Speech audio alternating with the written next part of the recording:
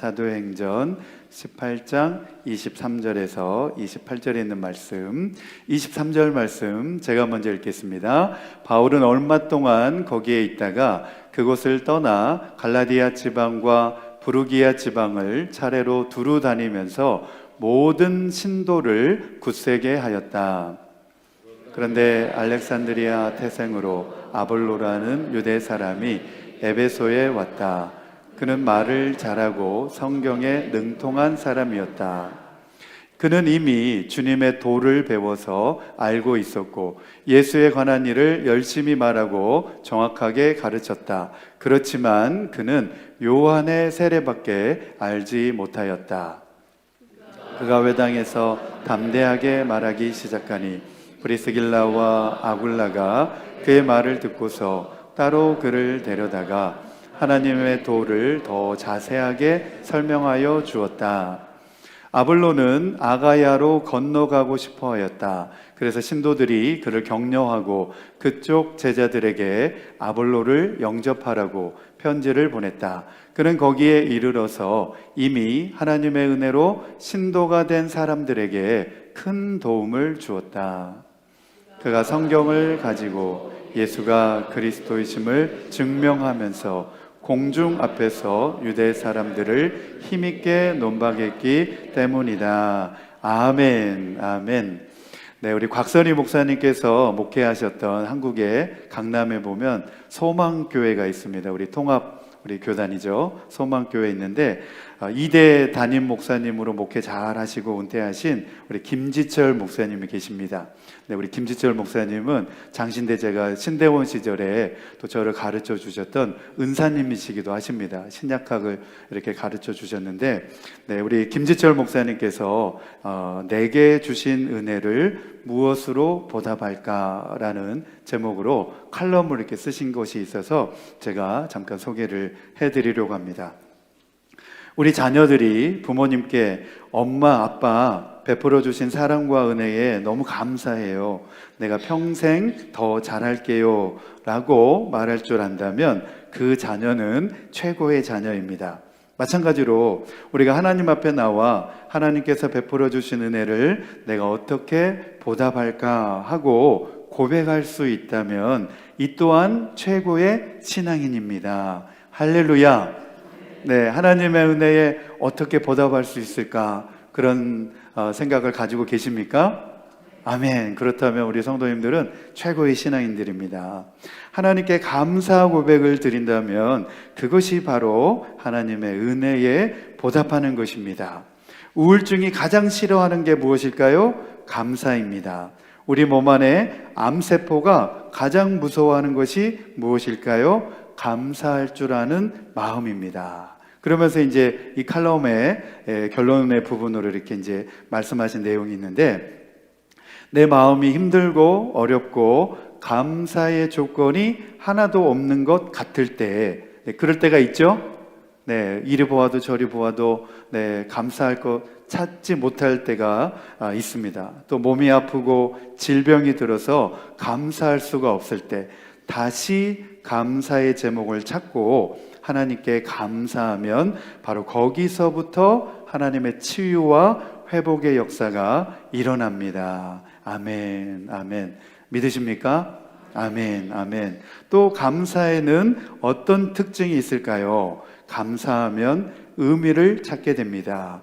무의미성에 갇혀있던 내 삶이 꿈틀대기 시작합니다. 그러면서 내 삶의 이야기를 만들어가는 것입니다.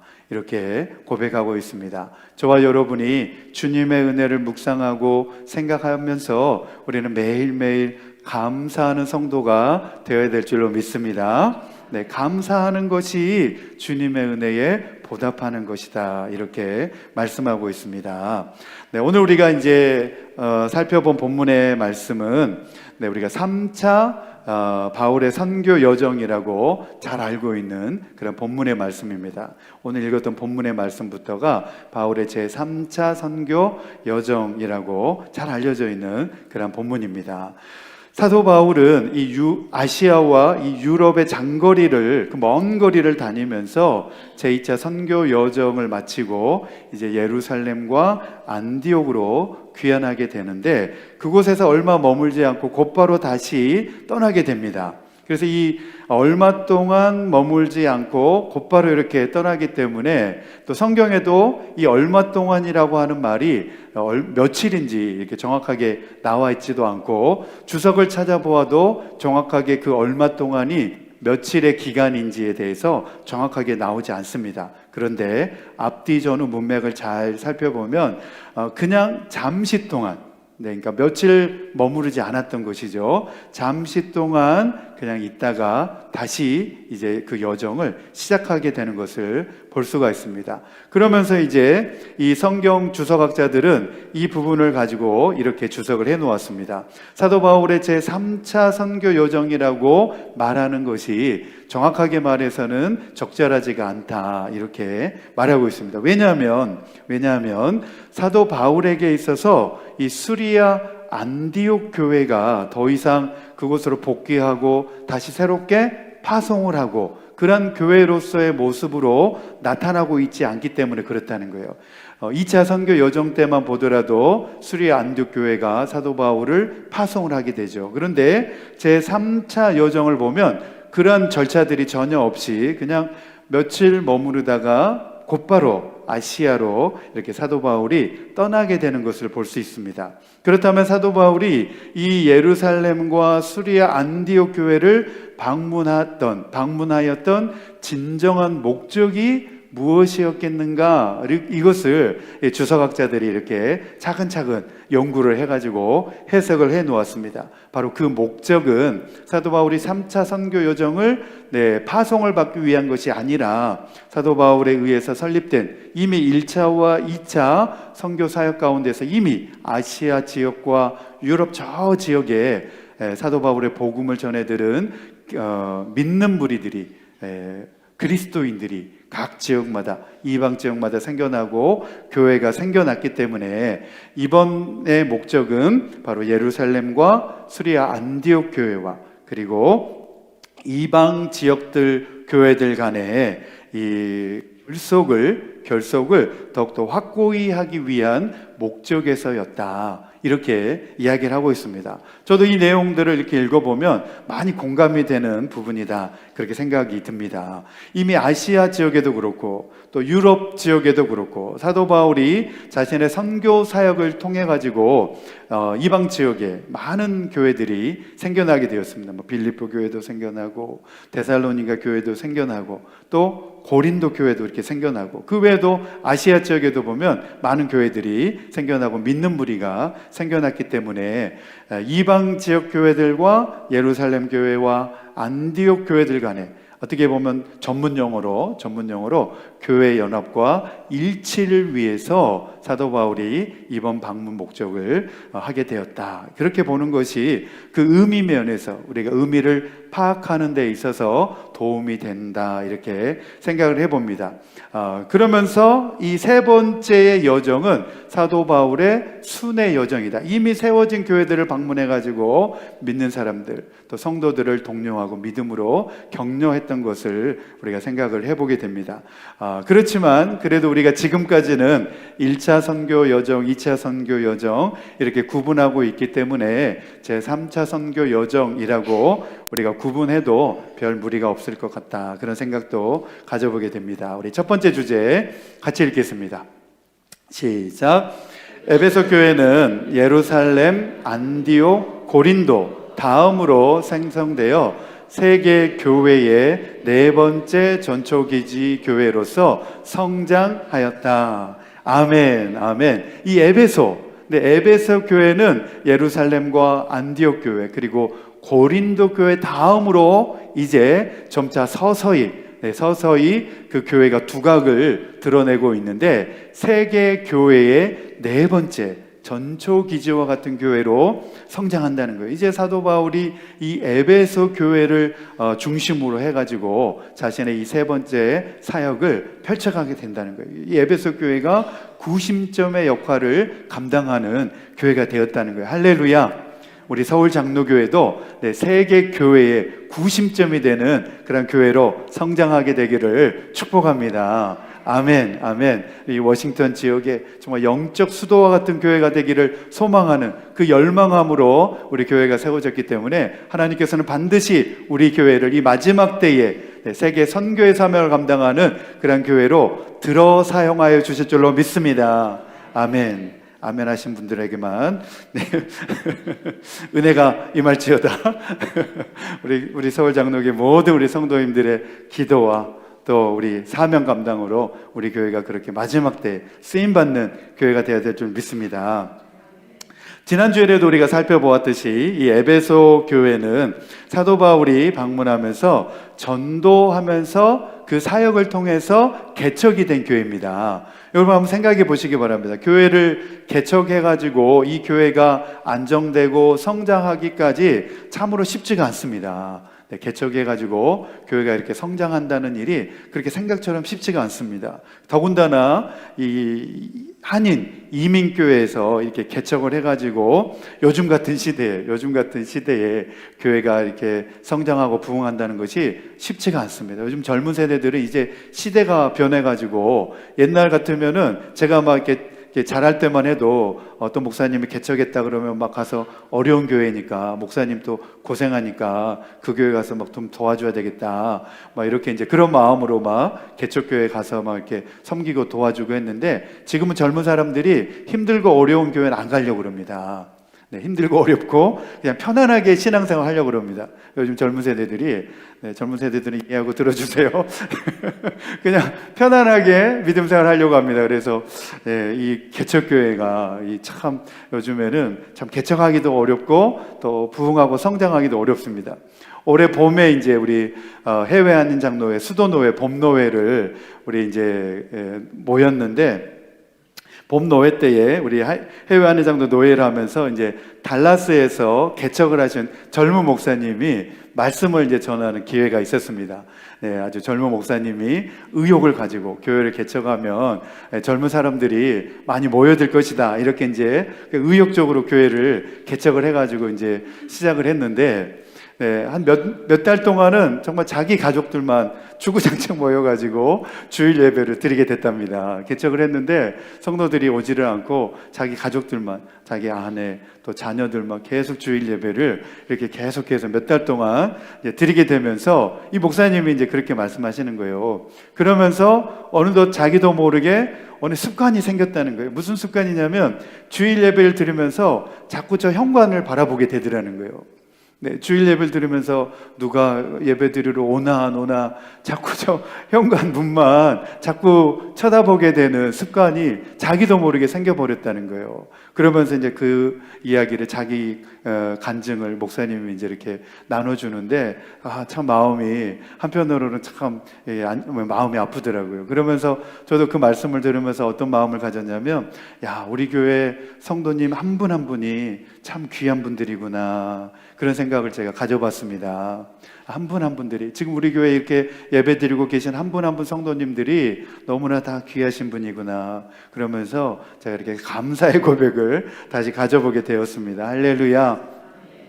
지난주에 이제 우리가 설교를 되새겨보면 사도 바울은 에베소 성도들이 좀 더 오래 머물러 달라는 부탁에도 불구하고 그렇게 말했습니다. 하나님의 뜻이면 내가 다시 돌아오겠습니다. 이렇게 작별 인사라고 떠났다가 얼마 되지 않아서 다시 아시아 지역을 돌다가 이 에베소 지역으로 돌아오게 되는 것을 볼 수가 있습니다. 우리 사도행전 18장 19절에서 21절 말씀 같이 읽겠습니다. 시작. 그 일행은 에베소에 이르렀다. 바울은 그 두 사람을 떼어놓고 자기 혼자 회당에 들어가서 유대 사람과 토론하였다. 그들은 바울에게 좀 더 오래 머물러 달라고 청하였으나 바울은 거절하고 하나님의 뜻이면 내가 다시 돌아오겠습니다 하고 작별 인사를 한 뒤에 배를 타고 에베소를 떠났다. 아멘, 아멘. 지난주 말씀, 설교 말씀 다 이제 기억나시죠? 네, 그렇습니다.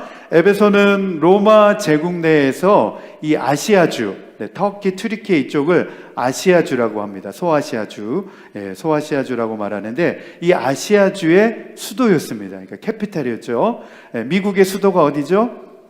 워싱턴 DC입니다. 워싱턴 DC. 우리가 그 미국의 수도에 지금 살고 있는데 이 아시아주의 수도가 바로 에베소였다는 거예요. 에베소. 그러니까 얼마나 큰 도시였겠습니까? 지난 5월에 이제 저희 교회에서도 성지답사로 이제 에베소를 우리가 가보았습니다. 방문했습니다.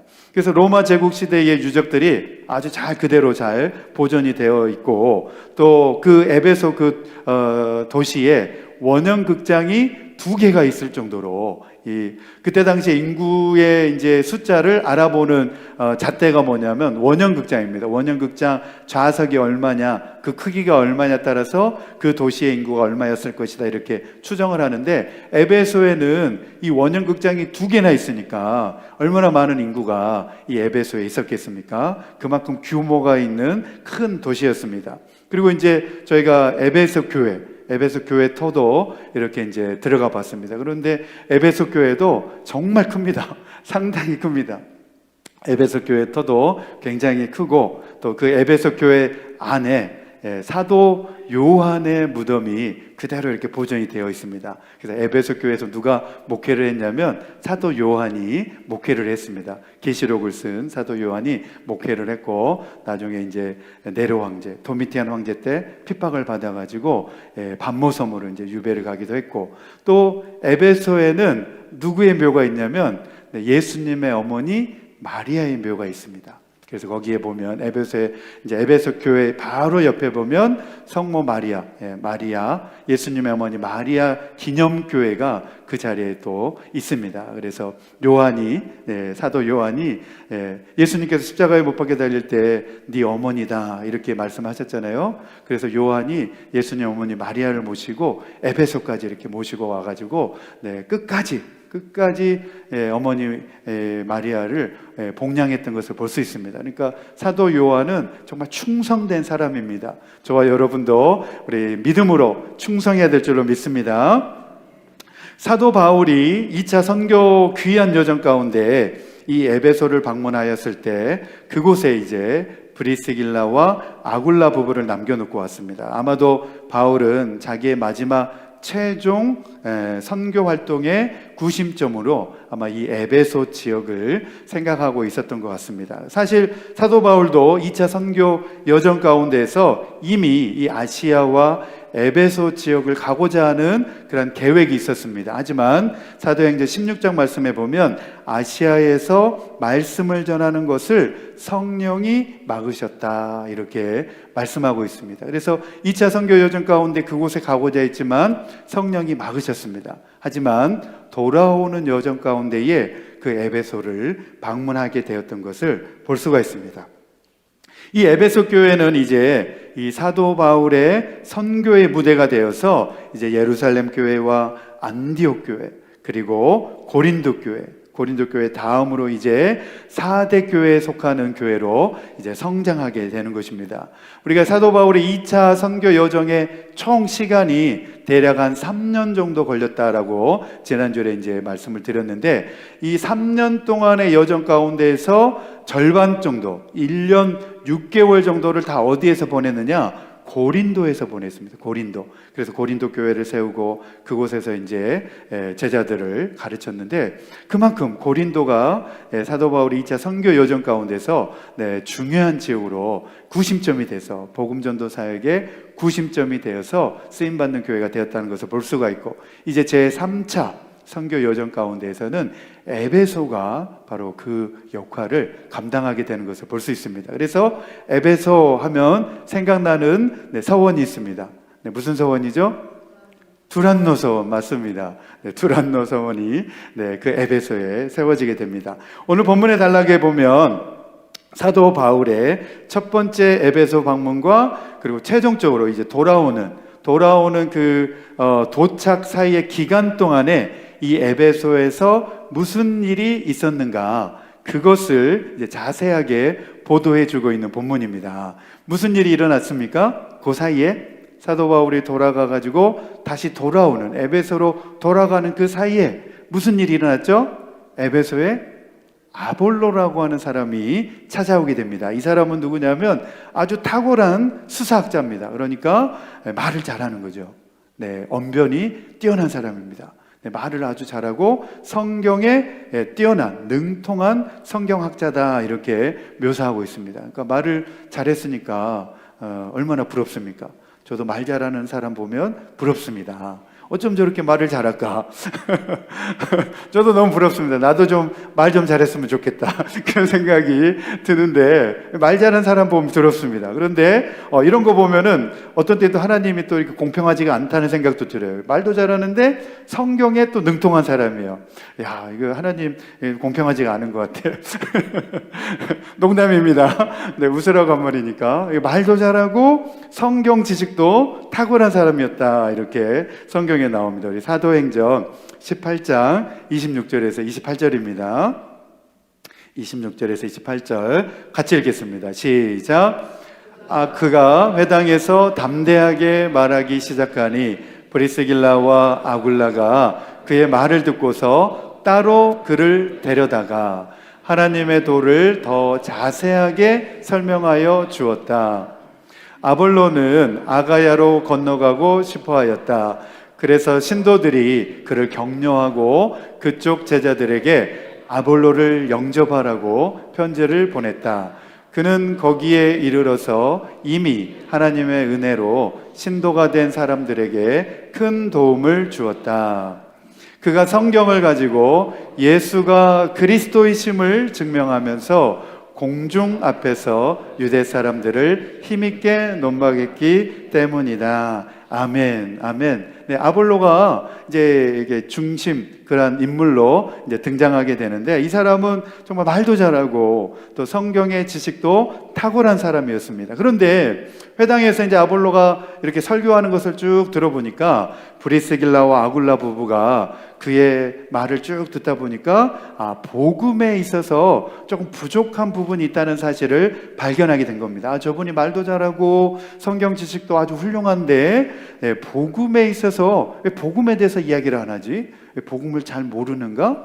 예수 그리스도 복음에 대해서는 아마 이렇게 말을 잘 안 하니까 그 부분이 좀 의심스럽다 이렇게 생각을 한 것 같습니다. 그래가지고 이 아볼로 성경학자 성경 선생님을 데려다가 하나님의 도를 자세하게 이제 풀어가지고 누가?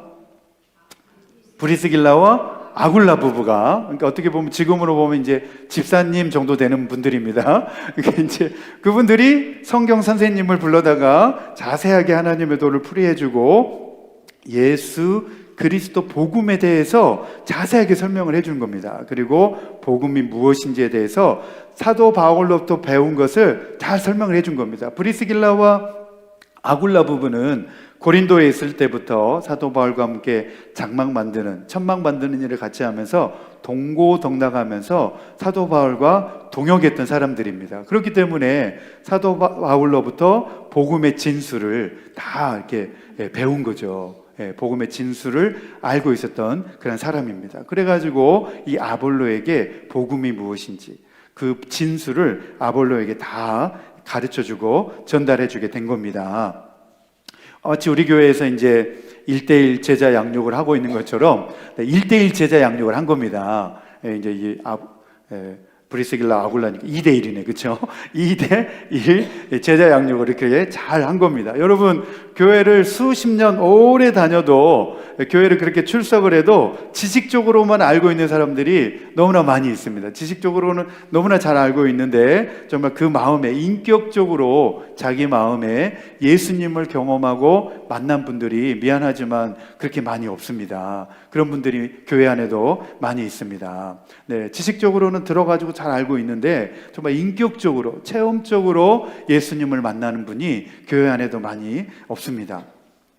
브리스길라와 아굴라 부부가 이렇게 아볼로 선생님을 잘 불러가지고 복음이 무엇인지에 대해서 잘 설명을 해주었는데 우리 교회에서도 좀 1대1 제자 양육 이렇게 하고 있지 않습니까? 그래서 여러분들도 1대1 제자 양육 신청해가지고 1대1 제자 양육 받으시면 너무 좋을 것 같습니다. 그래서 여러분들 동반자 과정 꼭 들으시고 또 여러분들이 동반자 과정 마치시고 또 여러분들도 다른 사람들에게 1대1 제자 양육을 양육자가 되어가지고 해보시기 바랍니다. 이미 지금 우리 교회에 1대1 제자 양육을 다 마치시고 양육자가 되어가지고 지금 열심히 이렇게 1대1 주중에 1대1 제자 양육 하고 계시는 우리 권사님들이 계십니다. 얼마나 귀한지 모르겠습니다.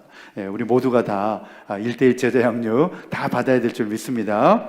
그런데 이제 이 일로 인해 가지고 아볼로의 신상에 변화가 생기게 됩니다. 변화가 일어나는데 어떤 변화가 일어나게 되냐면 27절 말씀에 보면 아볼로는 아가야로 건너가고 싶어 했다 이렇게 나옵니다. 27절 말씀에 보면 여러분 한번 생각해 보시기 바랍니다. 아니 에베소까지 와가지고 그곳에서 이제 브리스길라와 아굴라 부부를 통해 가지고 복음을 잘 들었으니까 그곳에서 이제 에베소서 열심히 동역해 가지고 사역하면 좋을 텐데 갑자기 자기는 아가야로 건너가고 싶어 했다는 거예요. 여러분 왜 이 아볼로가 아가야로 고린도로 건너가고 싶어 했을까?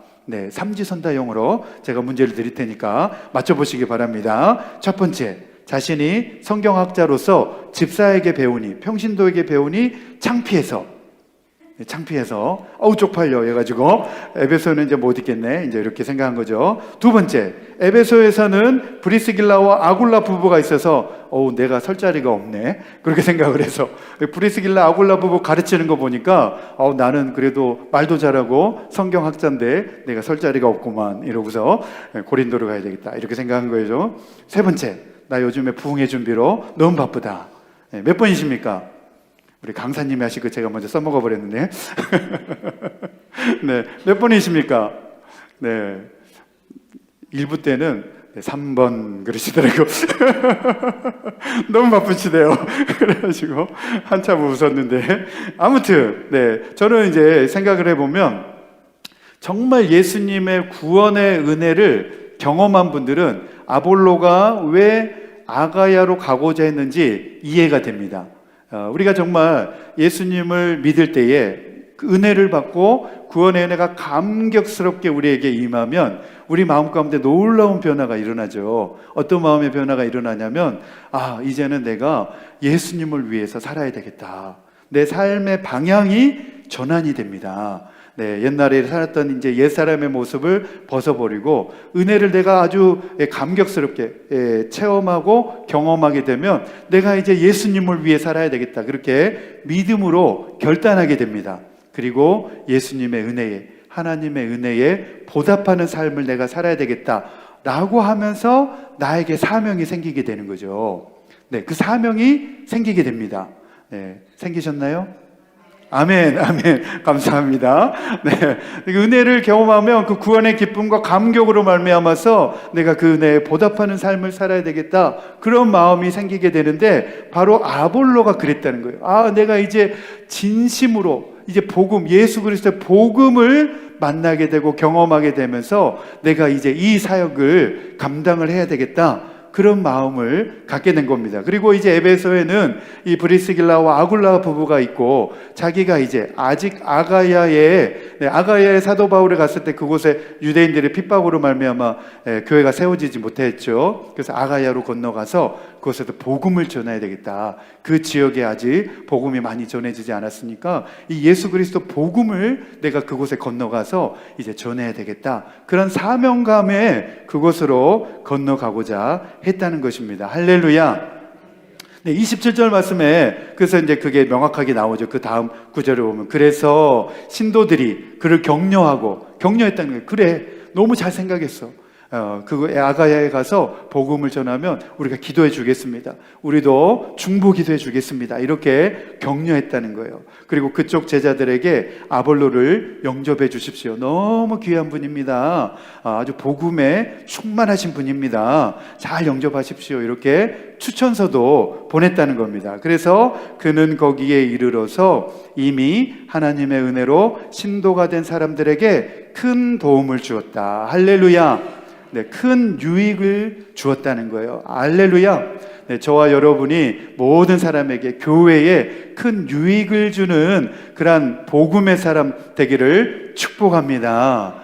우리가 어디에 있든지 어디에 가든지 내가 무엇을 봉사하고 섬기든지 우리는 유익을 주는, 도움을 주는 사람이 되어야 될 줄로 믿습니다. 이거 반대로 바뀌면 안 돼요. 자꾸 민폐를 주면 안 됩니다. 다른 사람에게 피해를 주면 안 됩니다. 우리는 도움을 주는 사람이 돼야 됩니다.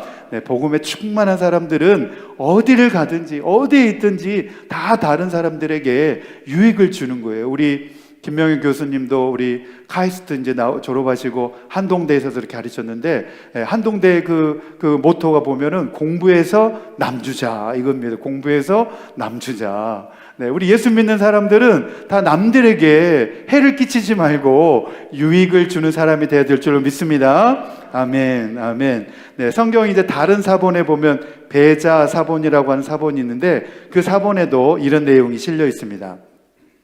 에베소의 몇몇 고린도 교인들도 함께 있었는데, 에베소 지역에 고린도에서 온 교인들이 있었다는 겁니다. 그들이 아볼로의 이야기를 듣고 아볼로에게 자신들과 함께 고린도에 갈 것을 부탁했다라고 하는 그 내용들이 실려 있습니다. 그래서 아볼로가 아가야로 건너가고자 했다는 겁니다. 그리고 아가야에 건너가서 모든 사람들에게 아주 큰 도움을 주는 사람이 되었다. 할렐루야. 네, 저와 여러분이 모든 사람에게 유익을 주고 큰 도움을 주는 일에 그런 사람이 되기를 도전합니다. 아멘. 오늘 말씀의 이제 결론입니다. 오늘 부흥회가 있으니까 말씀을 좀 줄여가지고 오늘 실천을 위한 적용입니다. 실천을 위한 적용. 우리 첫 번째 같이 읽겠습니다. 시작. 브리스길라와 아굴라 부부처럼 성경 지식적으로만 탁월한 아굴라를 복음으로 잘 양육하였듯이 우리도 복음의 진리 가운데 충만하여 문 영혼을 주님께로 인도하겠습니다. 아멘, 아멘, 아멘. 자, 두 번째입니다. 두 번째 같이 읽겠습니다. 시작. 예수 그리스도 복음의 진수를 알게 된 아볼로는 더 많은 사람들에게 받은 바 은혜를 전하고 싶어 고린도로 건너가고자 했듯이 우리도 받은 은혜에 감사하며 보답하는 삶을 살아야 합니다. 아멘. 그렇게 사시겠습니까? 아멘. 네, 복음에 보답하는 삶, 늘 감사하는 거죠. 작은 것에도 감사하고 내 주변에 있는 사람들로 인하여서 감사하면서 우리는 예수님 복음 전하며 그 은혜에 보답하는 삶을 살아야 될 줄로 믿습니다. 아멘. 우리 9월의 주제 찬양입니다. 우리 찬양팀 나오시고 같이 우리 찬양 부르시고 믿음으로 결단하겠습니다.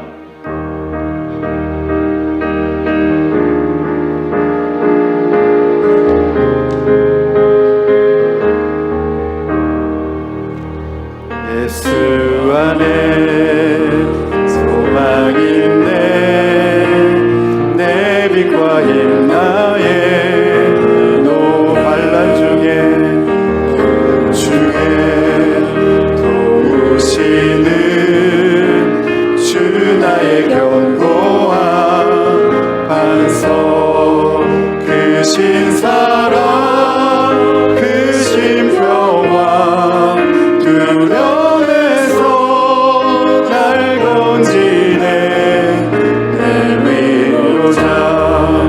내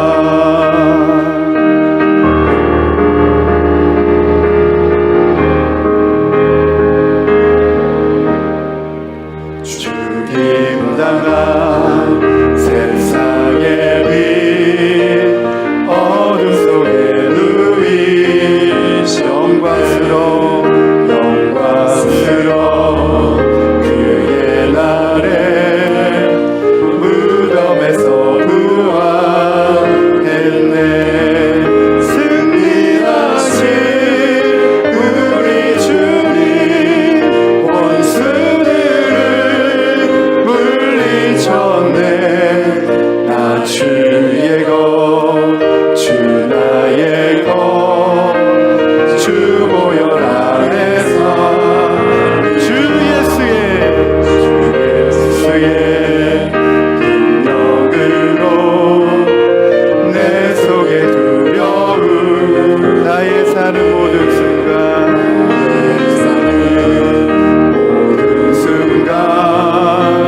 주께서 다스리시네.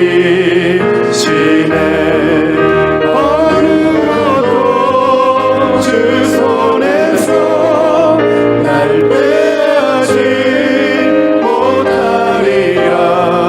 주 오실 날 기다리며 주 능력 안에 서리라. 아멘 아멘.